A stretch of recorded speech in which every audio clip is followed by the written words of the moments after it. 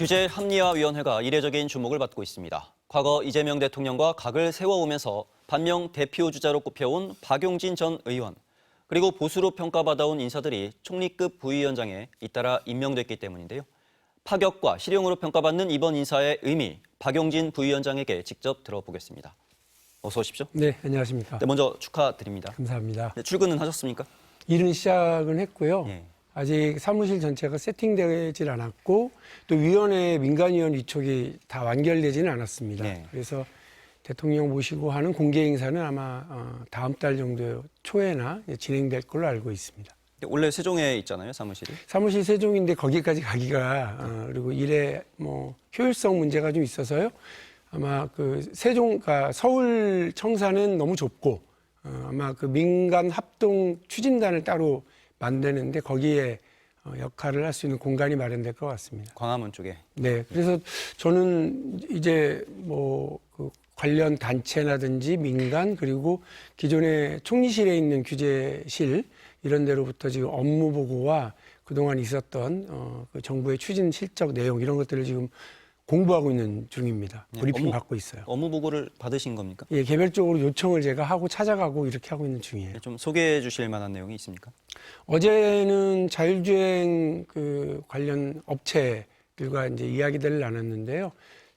이재명 정부 들어서서 아주 과감하게 규제를 좀 풀고 한꺼번에 좀 그 개혁 추진을 좀 하려고 하고 있어서 광주의 실증 도시를 지금 이제 점검해서 적용을 해요.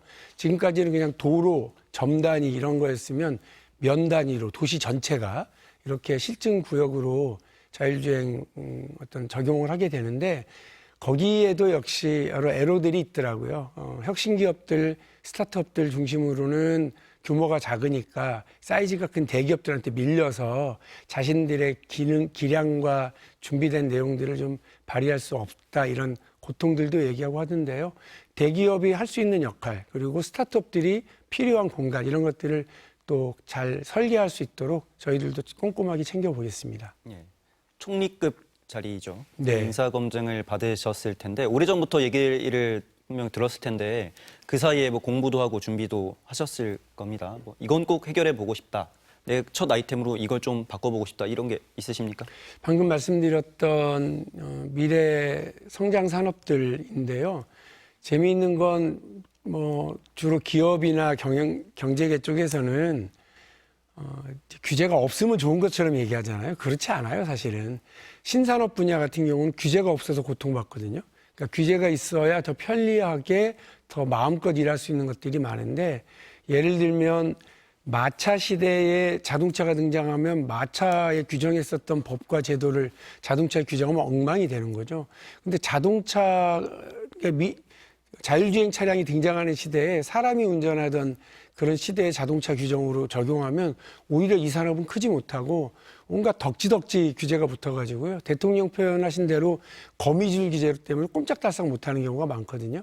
미래 산업, 대한민국의 먹거리를 키워내기 위해서는 오히려 규제가 적절하게 잘 설계되고 규정되는 것이 기업이 마음껏 성장하는 데 도움이 되죠. 또 하나는 국민들이 참 편리하다, 좋다 이렇게 생각하실 수 있는 규제들을 만들어야 되는데 단순하고 명쾌해야 돼요. 신호등처럼 빨간불, 초록불, 노란불 이 세 가지 색깔로 오늘 아침에도 많은 분들이 이동하고 많은 차량들이 이동해도 사고 없이 이동하지 않습니까?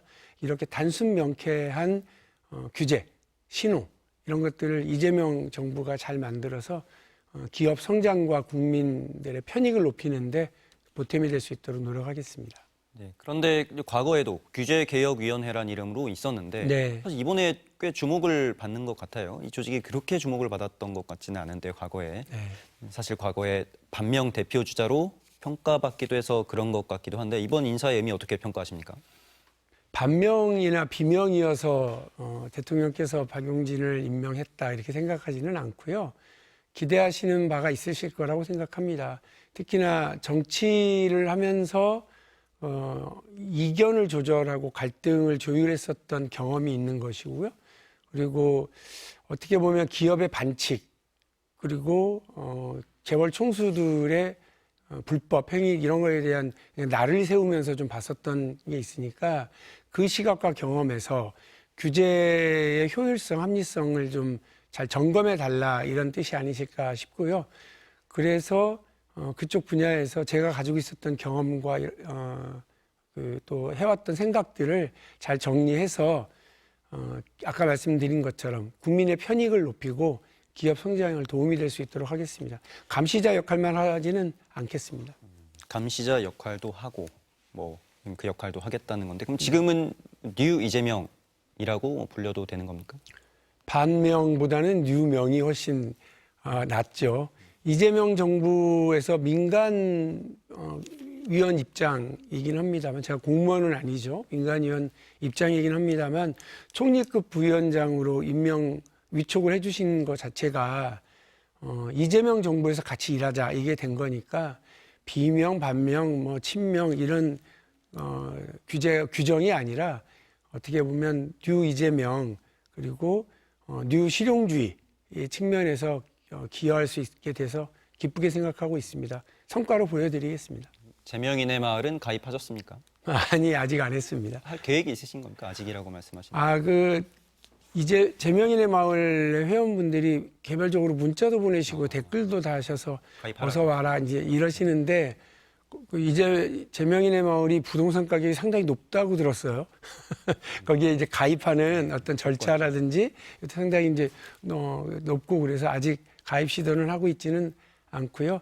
뭐 제명인의 마을에 꼭 가입을 해서가 아니라 이재명 대통령이 성공한 대통령이 될 수 있는 거 그리고 성공한 정부가 될 수 있어야 국민들에게 박수받고 제명인의 마을에 마을에 계시는 분들한테도 칭찬받고 박수받지 않겠나 싶습니다. 일 열심히 하는 걸로 대통령 도와드리고 그 성과로 국민들에게 박수받고 그렇게 하겠습니다. 그럼 어떻게 이번 정부의 성과를 위해서 쓴소리도 할 계획이 있으십니까? 규제합리화위원회 자체가 이게 맞아?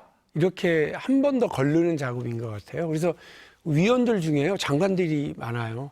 대통령과 총리 빼고 15명이 국무위원급의 장관급 분들이 계시고 그분들과 함께 협의하고 조율해서 규제의 적절성을 만들어내는 자리거든요. 쓴소리도 있고 오히려 아이디어를 내서 막힌 논의를 뚫어낼 수도 있을 거라고 생각합니다. 규제를 신설할 때에도 폐지하고 정비할 때에도 규제합리화위원회에서 반드시 점검받도록 되어 있거든요. 거기서 그 심의 과정에서 쓴소리도 그리고 새로운 아이디어도 같이 내도록 하겠습니다. 앞으로 쓴소리도 마다하지 않겠다. 이런 의지로 받아들이겠습니다. 얼마 전 최민희 의원이 네. 이번 인사에 대해서 비판적인 목소리를 의원들 텔레그램 방에서 했다고 해서 좀 논란이 됐습니다. 그 얘기 좀 전에 들으셨습니까? 저는 그 방이 없으니까 예. 의원이 아니니까 뭐 말씀만 들었습니다. 예. 네, 뭐 어떻게 보십니까? 정치인이 뭐 자기 정치적인 견해를 동료 의원들이 있는 방에서 이렇게 하신 건데 제가 좀 듣기 서운하고 섭섭한 게 있더라도 그저 그런가 보다 하고 넘어가야죠. 거기에 대해서 무슨 일희일비할 일은 아닌 것 같고요. 말씀드린 것처럼 저에 대한 여전히 뭐 불신이라든지 불편함을 느끼는 분들이 최민희 의원뿐만 아니라 민주당의 당원들 중에도 많이 계실 거예요. 지지층에도 많이 계실 거고요. 그분들이 불편함을 느꼈다면 그것도 제 잘못이고 불신이 여전히 있다고 그래도 저의 부족함이라고 생각합니다. 뭐 농부가 밭을 탓하지 않는 것처럼 지지층과 우리 당원들에게 더 신뢰 많이 얻도록 눈 맞춰가면서 더 열심히 하고 성과로 보답하겠습니다. 네, 알겠습니다. 다시 한번 축하드리고요. 앞으로 행보 잘 지켜보도록 하겠습니다. 고맙습니다. 네, 감사합니다.